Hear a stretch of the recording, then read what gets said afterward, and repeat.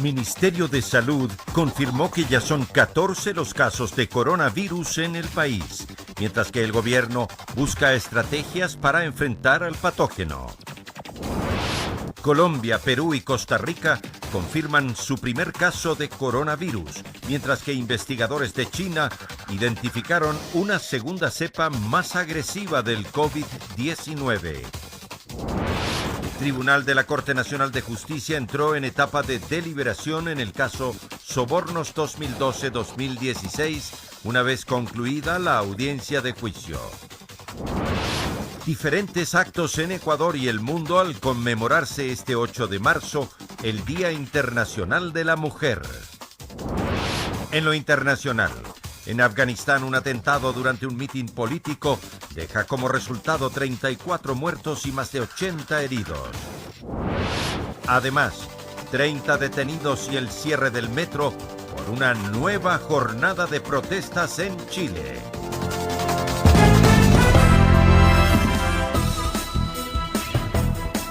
Viernes 6 de marzo de 2020. Amigos televidentes, ¿qué tal? ¿Cómo están? Muy buenas noches. Gracias por acompañarnos. Bienvenidos a la emisión estelar de El Comercio TV con lo más importante del acontecer nacional e internacional. Aquí empezamos. Mucha atención.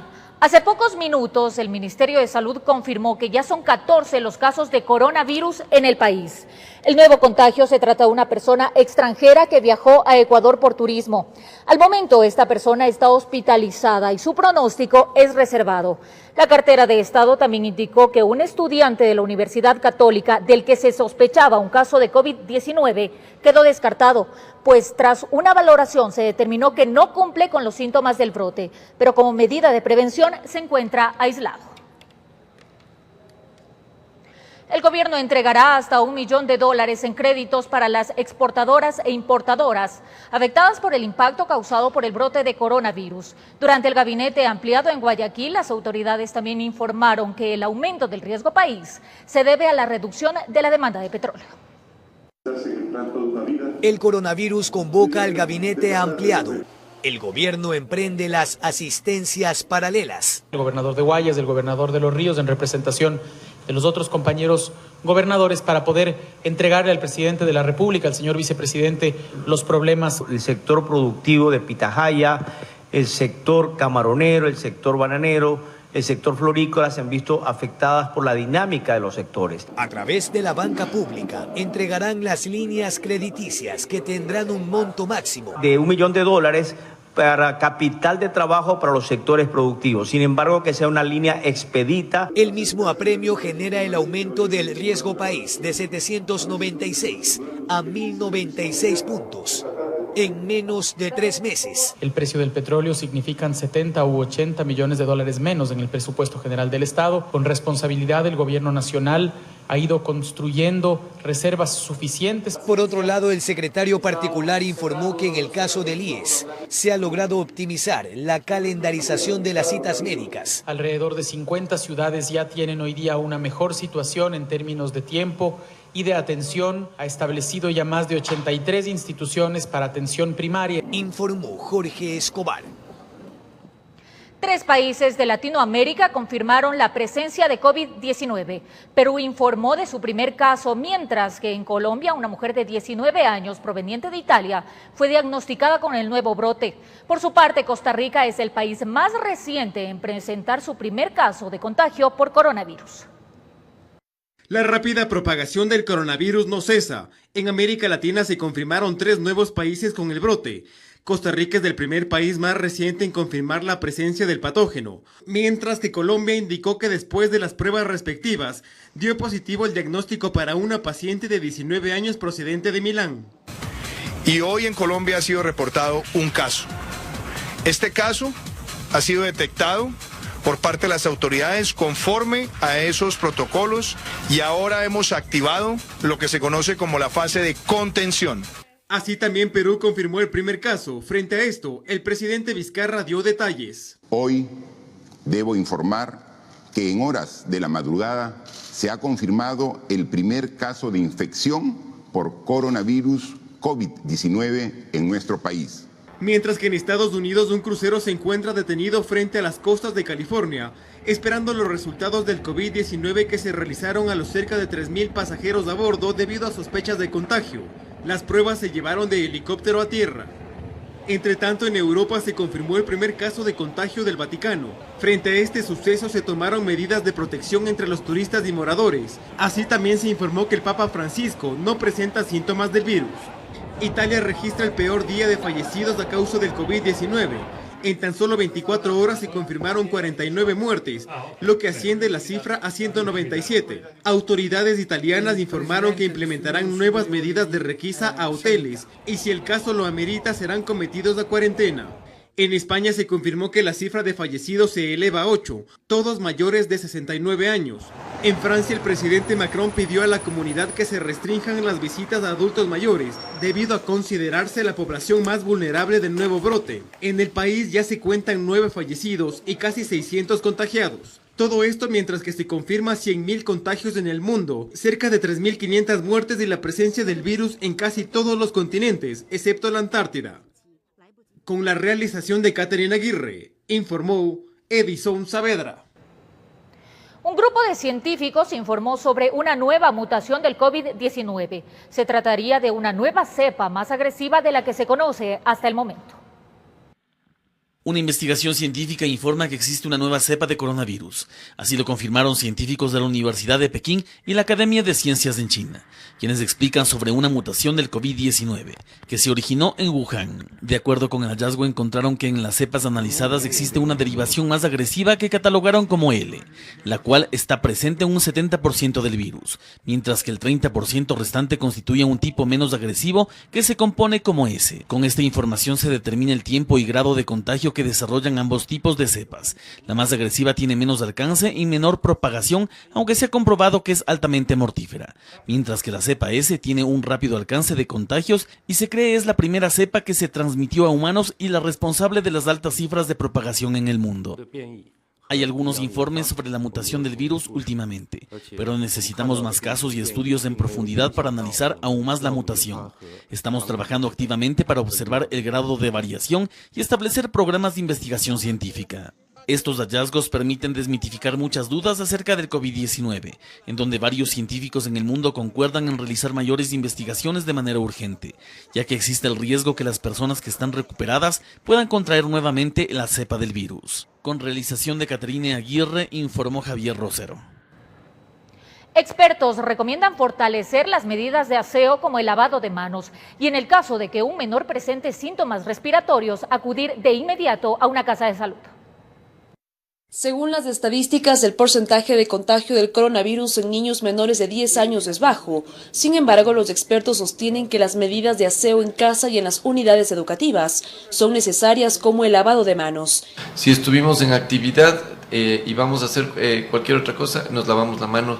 Si salimos estuvimos en contacto con paredes o sitios que no son los comunes de casa, tenemos que lavarnos la mano.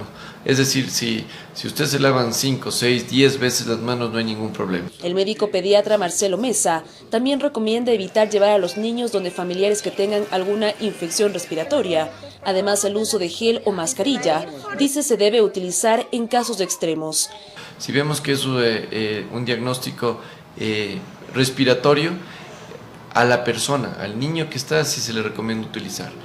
Por horarios, mientras esté en actividad. Señala que en esta época del año se debe reforzar el sistema inmunológico de los niños con vitamina C, de preferencia frutas antes que vitaminas. Un poco más de jugo de naranja, un poco más de limonadas en el hogar, verduras, comida saludable, ¿no? Jessica Gómez acudió al consultorio con su hija con síntomas respiratorios. Asegura que ante la alerta es fundamental un criterio de un experto. Menciona que le duele la garganta, entonces como un chequeo cotidiano, ¿no? Para que le recete el médico algo para que le apacigue el dolor. Otra madre de familia señala que ante la llegada del coronavirus es de vital importancia conversar con los pequeños sobre las medidas y consecuencias. Explicarles, prácticamente también las escuelas les están explicando todo, ellos están bien informados de qué se trata y qué es lo que tienen que hacer. El experto hace un llamado a los padres de familia de no automedicar a los niños y en el caso de presentar algún síntoma respiratorio, acudir a su médico de confianza. Informó Priscila Cadena. Desde el martes 10 de marzo, las personas que ingresen a nuestro país en vuelos aéreos internacionales deberán llenar el formulario de declaración del viajero. El documento facilitará a las autoridades ecuatorianas llevar un registro y poder actuar de mejor forma en el caso de presentarse coronavirus. Cada día se suman más medidas en nuestro país para controlar la propagación del COVID-19. La Dirección Nacional de Aviación Civil, en coordinación con el Ministerio de Salud Pública, pone en marcha el formulario de declaración del viajero, que consiste en el avión llenar cierta cantidad de información básica que nos va a dar como resultado tener un mejor control de las personas que han venido de ciertos lugares de otros países. En primera instancia, el requisito estaba destinado para viajeros que arribaban al país de determinados lugares, pero se amplió. Inicialmente tenemos vuelos directos de España y de México, pero están todas las conexiones que queremos saber de dónde están viniendo, especialmente que son de China, de Corea, Italia, Irán. Información que será de vital importancia para que se pueda poner manos a la obra en el menor tiempo posible, advierte la ministra de Gobierno María Paula Romo. De tal manera que si alguien es diagnosticado, se confirma la presencia del virus, nos podamos comunicar con mayor celeridad con todos los pasajeros del avión. Formulario de declaración del viajero que será entregado a las aerolíneas y estará disponible a partir del martes. Después de un vuelo largo que vienen, es extenuante estar haciendo otra cola más para llenar un formulario, entonces se ha tomado la decisión de entregarles a las aerolíneas para que a su vez en el vuelo sean llenados de estos formularios, que es información relativamente básica, ¿no? El nombre, apellido, de dónde vienen, dónde estuvo los últimos días, a dónde llega, si es que es residente, número de teléfono de contacto. Documento que no se descarta podría ser distribuido en los 21 aeropuertos del país para también monitorear los vuelos internos, informó Héctor Romero. Momento de hacer una pausa comercial, pero luego del corte, varios abogados de los procesados rechazan los $1.000 millones solicitados por la Fiscalía dentro del caso Sobornos. Volvemos.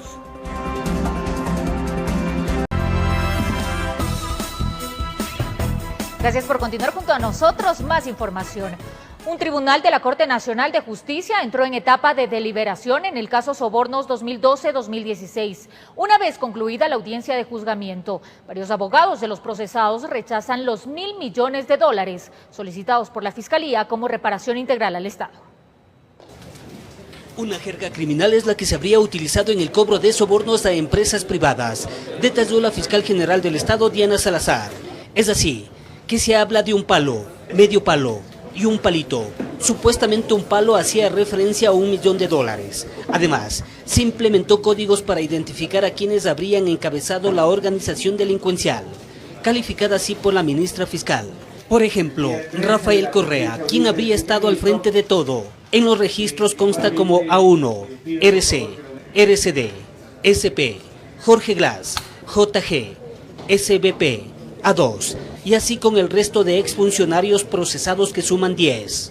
Desde las más altas estructuras de poder se creó una estructura para recibir sobornos y a cambio de otorgar estos contratos. El delito de cohecho investigado supuestamente se desarrolló del 2012 al 2016. A 10 empresarios privados se les habría cobrado más de $7 millones para campañas electorales en el correísmo. El Código Orgánico Integral Penal establece que se puede solicitar por reparación integral 3 veces esa cantidad, es decir, alrededor de $23 millones. Pero eso no es suficiente para la fiscal, que demanda $1.130.000. Todos los empresarios, como parte de una estructura, se beneficiaron por contratación entre el 2012 y el 2016, que asciende a $1.000 millones. Ese es el perjuicio que ocasionaron al Estado, porque es muy diferente la multa que establece el Código Penal. A más de un abogado de los procesados arrancó un gesto de admiración y rechazo la pretensión de la Fiscalía. pero todo tiene que tener una probanza y no existe ninguna prueba dentro del expediente que determine ni de cerca esos montos. Una lectura arrebatada, una lectura confusa que ha hecho la Fiscalía General del Estado. La Procuraduría como acusador particular cree adecuado los 23 millones. Salazar insiste en su pedido, a pesar de ser consciente que las obras están ahí. Están construidas, pero se las realizaron previo el pago de sobornos. 7 millones de dólares en sobornos pagaron los empresarios para hacerse acreedores a esas obras. 13 días de audiencia de juzgamiento que espera un desenlace final, con la lectura de la sentencia, la misma que será convocada oportunamente, dejando en zozobra al expresidente Rafael Correa, acusado como autor mediato por dominio. 9 exfuncionarios del correísmo y 10 empresarios como autores directos que podrían enfrentar una pena privativa de la libertad de 8 años, informó Héctor Romero.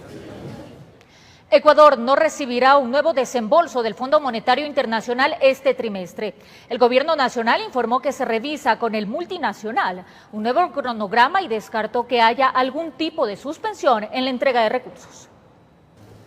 Frente a los rumores de una supuesta suspensión de los desembolsos del Fondo Monetario Internacional a Ecuador, el gobierno aclaró que el acuerdo sigue vigente, aunque en revisión. En un comunicado informó: luego del trabajo constructivo realizado en conjunto entre los equipos técnicos durante su reciente visita al Ecuador, los diálogos y coordinación avanzan para que continúen los procesos respectivos. Este trabajo conjunto tendrá como resultado los desembolsos programados en un calendario que está siendo acordado. Un equipo técnico del multinacional estuvo en Quito desde el pasado 11 al 20 de febrero para evaluar la situación económica del país y la implementación de los planes económicos alineados a las metas previstas en el acuerdo. El ministro de Finanzas, Richard Martínez, admitió que el gobierno ha incumplido en ciertos puntos, como por ejemplo en el monto esperado en reservas internacionales. Para el analista económico Ramiro Crespo, el trabajo que está haciendo el régimen actualmente podría ser la oportunidad para flexibilizar la carta de intención con el FMI. Si resulta que se le está exigiendo reservas internacionales muy altas al Ecuador, quedaría claro que el programa es demasiado estricto para el Ecuador. Lo que harían en ese caso es suavizar el programa para que, por ejemplo, las reservas bajen, para permitir que el Ecuador pueda cumplir sin tener que actuar de forma traumática para todos. Además, estaría considerando la baja del petróleo producto de la expansión del coronavirus. El FMI está consciente de esto e incluso anticipó un crecimiento de la economía menor a la que estaba prevista a inicios de año, informó Carolina Basante. La violencia gínico-obstétrica es uno de los tipos de agresión a los que están expuestas las mujeres a lo largo de su vida, pero muchas veces las víctimas ni siquiera logran identificarlo. El Estado reconoce esta violencia y aunque aún no se la considera un delito, puede acarrear sanciones. La violencia gineco-obstétrica se presenta de forma física y psicológica, y son las conductas que por acción u omisión que realiza el personal de salud afecta el cuerpo y los procesos reproductivos de las mujeres. Esto se puede traducir en el trato deshumanizado, la medicalización injustificada y patologización de los procesos que son naturales. No es violencia el que nos practiquen episiotomía innecesaria o que nos den oxitocina, ¿no?, cuando de verdad no necesitamos, como cuando también nos practican cesáreas innecesarias. Pero también muchas mujeres se han visto expuestas a este tipo de agresión en procesos rutinarios de consultas ginecológicas. Y es también estar en una situación de vulnerabilidad y ser tratada en ese momento de mala forma, por un lado, sin explicarnos lo que nos están haciendo. En la más reciente publicación del INEC, se develó que el 41% de las mujeres ecuatorianas mayores de 15 años que recibieron atención gineco-obstétrica fueron víctimas de algún tipo de agresión física o psicológica. Obligarle, incluso con violencia, con gritos, con insultos, a que no se queje, por ejemplo. Una mujer tiene derecho a quejarse, le está doliendo, el dolor del parto es uno de los dolores más intensos que hay. En la ley para erradicar la violencia contra la mujer aprobada en 2018 se introduce este concepto, sin embargo, no está tipificado como un delito ni como contravención. Tiene el Estado la obligación de responder frente a esa violencia. Es una de las violencias más naturalizadas, que está como ligada al estereotipo de la mujer sufrida, en donde el sufrimiento es un valor. Eso también es un llamado a la Asamblea Nacional, a que vaya más allá de una simple enunciación en una ley sobre un problema que es bastante grave. A finales del año pasado, la Corte Constitucional reconoció a la primera víctima de violencia obstétrica, una joven que en 2011 llegó con dolores leves de parto a un hospital del IES en El Oro, en donde se le negó la atención médica por no estar al día en sus aportaciones y tuvo que dar a luz a su hijo sin ayuda del personal, por lo que la Corte señaló que no se le prestó la atención médica personalizada debida ni se actuó con la cautela y precaución necesaria, dejándola desprotegida y en riesgo. La sentencia marcó un precedente y un espacio para denunciar este tipo de agresiones y romper, una vez más, con la cultura del silencio. Cuando hablamos con la mayoría de mujeres que hemos sido madres o que hemos acudido al ginecólogo, de repente yo no sabía que esto era violencia, ¿no? O sea, me sentí mal, pero pensé que era solo yo o quizá estaba exagerando. Las estadísticas oficiales además señalan que son las mujeres indígenas las que más están expuestas a este tipo de violencia a lo largo de su vida, informó Carolina Basante. En el marco del Día Internacional de la Mujer a conmemorarse este 8 de marzo, mujeres con diagnóstico de cáncer y sus familias realizaron un plantón para solicitar al gobierno que no disminuya el presupuesto de fundaciones que brindan el apoyo a personas con esta enfermedad. Inclusión, necesitamos solución. Por un momento, niñas, jóvenes, mujeres y madres que luchan contra el cáncer dejaron sus medicinas, tratamientos, su casa y los hospitales para liderar este plantón pacífico en los exteriores de la plataforma gubernamental al norte de la capital. El motivo, su rechazo ante una supuesta reducción del presupuesto que el Ministerio de Inclusión Económica y Social, MIES, entregaba a la Fundación Jóvenes contra el Cáncer. A decirle a la señora viceministra Alba Jalón que no puede recortar el 40% del presupuesto para este año 2020 a todos los guerreros, a los proyectos de la Fundación. Es justo en el Día de la Mujer lo que pedimos. Gustavo Dávila, presidente de esta fundación, señala que el presupuesto era de $93.000 y se habría reducido a $50.000, por lo cual asegura que esto afectaría seriamente a las familias que esta organización apoya. No tendrían el kit de alimentos que cada madre de familia llevaba a su hogar. 40 usuarios, sin embargo somos 1.200 guerreros. Esto implica esta reducción que se elimina a un psicólogo de la fundación. Esto implica que ya no habrían talleres de formación, de cómo empoderar, de cómo enfrentar el cáncer. Situación que preocupa a Carmen Palacios, pues desde que a su hijo de 20 años le detectaron sarcoma de Ewing, un tipo de cáncer en los huesos, encontró en la fundación un apoyo incondicional. Me ayudan bastante a la fundación, especialmente en la comida, y también me dan dinero. Y para mí es bastante la ayuda, y no solo para mí, para muchos guerreros más.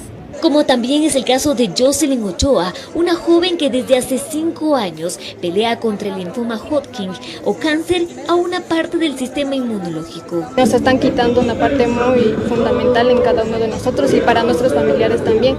Frente a este tema solicitamos una entrevista con el Ministerio de Inclusión Económica y Social, sin embargo nos indicaron que por agenda de la viceministra, quien se encuentra en recorridos en territorio, se emitirá un comunicado oficial. Por lo pronto, quienes conforman Jóvenes contra el Cáncer esperan mantener un diálogo con las autoridades. En Quito informó Adriana Rojas. Cambiamos de información, mucha atención. Richard Zubia fue atropellado por un sujeto que al parecer se encontraba en estado etílico. El hombre de 50 años ha sido sometido a varias intervenciones quirúrgicas para salvarle la pierna. Sin embargo, a más del proceso doloroso, solicita ayuda económica para costear los gastos que le dejó el fatal accidente. Transcurría diciembre del 2019 con toda normalidad, pero la vida de Richard Zubia cambió para siempre la mañana del 29 de diciembre, cuando al tratar de ingresar cosas personales a la cajuela de su carro, le llegó la desgracia. Y cuando yo doy la espalda a la calle y bueno, esperando que abran el maletero, llega un carro y me atropella por atrás, me aplasta entre los dos carros, me destrozó la pierna. tanto de adelante como de atrás, la pierna solo quedó en hueso. Al ser arrollado cayó sobre este vehículo causante del hecho. Afortunadamente la familia y los vecinos de su vía intervinieron para impedir que el hombre escape, quien al parecer habría estado con alcohol en la sangre cuando ocurrieron los hechos. Entonces le hicieron la prueba de alcohol, le dio 2.2 de grado de alcohol y sí, esta persona está detenida. Desde aquel día la vida de este hombre de 50 años y de profesión entrenador de fútbol dio un giro de 360 grados. Ya no puede trabajar y las secuelas son evidentes, a más del proceso por el que ha tenido que atravesar, pues los galenos tuvieron que colocarle un nuevo músculo en la pierna y además injertos. Indefinidamente no voy a jugar, no voy a correr, porque sé que, como le digo, se rompieron los tendones de Aquiles, se rompieron los tendones de adelante del tobillo, entonces yo en el tobillo no tengo movimiento. Pero eso no es todo. Estuvo internado por más de un mes en una clínica donde afortunadamente le pudieron salvar la pierna, lo que significó grandes gastos. A $57,000 y más, o sea, casi $58,000. Y no tenemos la posibilidad de pagarlo. Tanto el chico como los familiares no se han manifestado en nada en lo económico. Montos económicos que no tiene la familia para cubrir. Es por ello que piden la ayuda de personas de buen corazón. Si usted desea colaborar, se puede comunicar al 0984 88 2028 o hacer llegar cualquier contribución a la cuenta del Banco del Pichincha 22018 69 410. La familia Subía de seguro estará eternamente agradecida. Informó Marilyn Jaramillo. Momento de hacer una nueva pausa comercial, pero luego del corte les contaremos sobre las historias de mujeres heroínas. A propósito de este 8 de marzo, regresamos. A propósito del Día Internacional de la Mujer, a continuación conozcamos la vida de una heroína, María Arboleda, defensora de los derechos de las mujeres y del sindicalismo obrero desde los años 80. Se enfrentó a los gobiernos de turno en pro de la justicia social y fue partícipe clave de la Comisión Nacional Anticorrupción. Licenciada en Sociología, docente, se ha desempeñado en al menos 45 cargos, madre de familia y luchadora por los derechos de las mujeres, trabajadores, campesinos, indígenas y organizaciones sociales. Sobre lo que pasaba con ellas, siendo mujeres, al mismo tiempo amas de casa, al mismo tiempo trabajadoras, al mismo tiempo intentando ser lideresas sindicales, pues yo me convencí de la justicia de la lucha de las mujeres. Así es María Arboleda, víctima del cáncer a sus 67 años, y se describe como tal pues inició su lucha social cuando tan solo tenía 16 años. Protagonista incansable de las protestas en contra de la dictadura.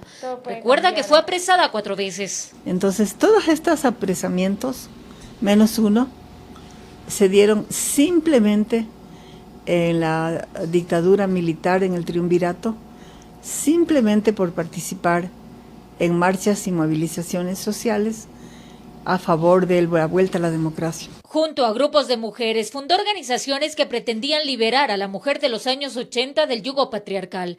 Pero ya en el retorno a la democracia, continuaron los roces con los gobiernos de turno. La fuerza pública les prohibió protestar en la Plaza Grande y en las calles de Quito. Nos reprimieron, ya le digo. Por ejemplo, cuando salíamos a las calles, nos tiraban bombas, agua. Por allí tengo unas fotos viejas de periódicos en que se nos ve mojadas, sosteniendo carteles. Sí, pero la lucha era social. Arboleda es un símbolo del movimiento feminista y como cada 8 de marzo se conmemora el Día Internacional de la Mujer, uno de los espacios generados para reflexionar sobre los avances logrados. Ella considera que aún hay mucho camino por recorrer, en base a reformas, a cambios, a circunstancias sociales que merecen la atención inmediata de las autoridades, sostiene. Se tiene que fortalecer la línea de defensa de la integridad y de la vida de las mujeres.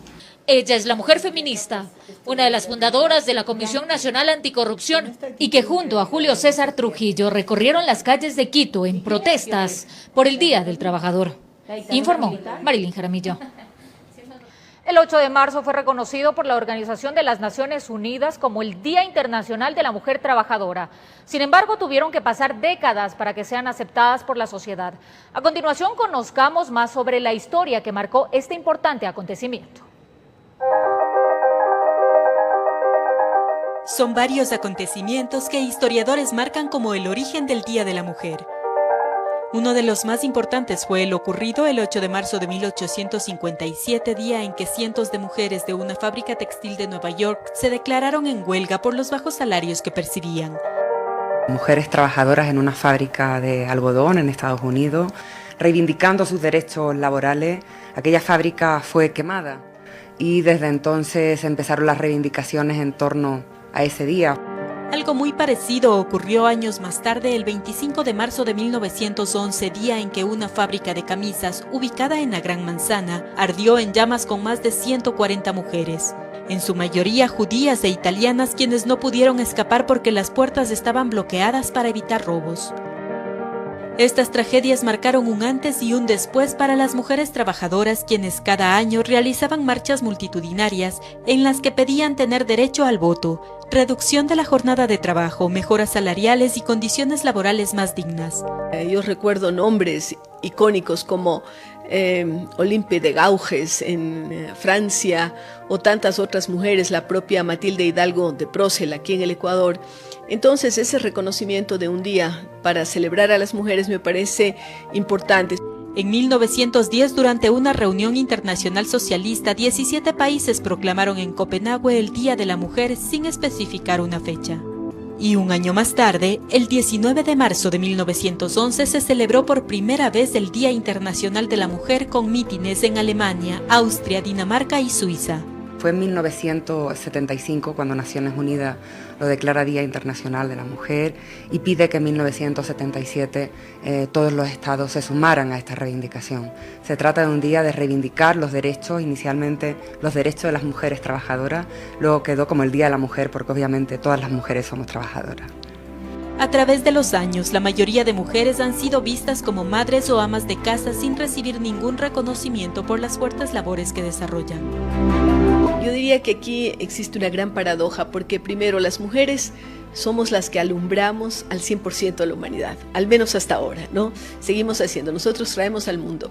Somos las primeras socializadoras de los niños, es decir, los ponemos en contacto con el mundo. Muchos avances en el mundo se han dado gracias al papel de las mujeres en la sociedad, su lucha y desempeño en diferentes áreas, pero la mayoría de veces pasan como anónimas. En las escuelas y en los colegios, la mayor parte de maestros en realidad son maestras. Y nosotros somos las que estamos transmitiendo valores y formas de comportamiento. Es importante que la sociedad cambie su manera de pensar para que la mujer pueda tener un verdadero empoderamiento. Las decisiones serán importantes para poder ver a una mujer destacar en medio de una sociedad que aún se niega a aceptar la igualdad de género. Les decimos a las mujeres: tomen su espacio y siéntese en las mesas en donde se toman las decisiones. Es decir, nosotros tenemos que agarrar la silla y sentarnos. Nunca he rechazado que un caballero me ofrezca una silla, pero si no me la ofrecen, me la tomo. Informó Sara Naranjo. A lo largo del mundo, el 8 de marzo representa mucho más que la conmemoración por el Día Internacional de la Mujer. Se celebra la lucha por la igualdad, el reconocimiento y el ejercicio de sus derechos. En diferentes países, colectivos y grupos presentan las actividades y logros que desde la reivindicación se han conseguido. Las mujeres se están rebelando, los hombres no saben qué hacer, todas las fichas en movimiento, las reglas se vuelven a hacer. A principios del siglo XX, el 8 de marzo se lo conmemoraba como el Día de la Mujer Trabajadora. Esto pues sus logros en materia laboral crecían como parte de su lucha por conseguir mejores conquistas laborales. Al 2020, otro es el panorama, pues ya no hay ni una ni dos mujeres ocupando cargos o lugares que antes aparentemente estaban destinados para hombres. Un ejemplo de lo expuesto son las soldados del ejército ruso, quienes de manera muy ordenada se entrenan para mostrar su capacidad al interior de sus fuerzas armadas. Pero esto no solo se trata de mostrar que las mujeres pueden conseguir todo lo que se proponen, sino el ser coherente dentro de una sociedad que cada día busca mayor respeto hacia el otro.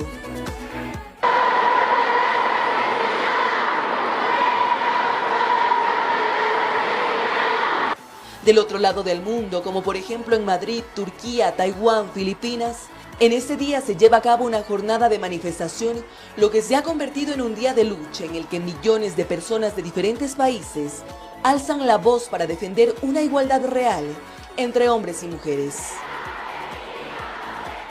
Eso mientras que en México, previo a la marcha anunciada para este domingo, colectivos feministas presentaron un recuento de los femicidios que han sacudido México.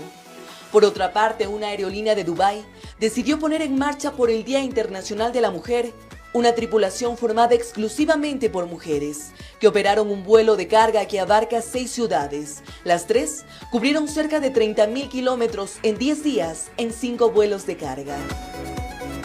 Y así podríamos continuar con este homenaje que en distintas partes del mundo se hace a las mujeres, pues inclinándose, elevan una flor hacia ellas. Jóvenes militares, mujeres que reclaman sus derechos, damas que se han desempeñado en cargos que supuestamente se creía solo era para hombres. Ellas saben bien que esta fecha va mucho más allá.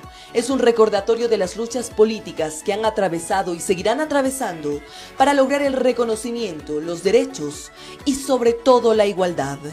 Informó Ismenia Solórzano. Acompañado, que tengan una excelente noche y buen fin de semana. Un abrazo.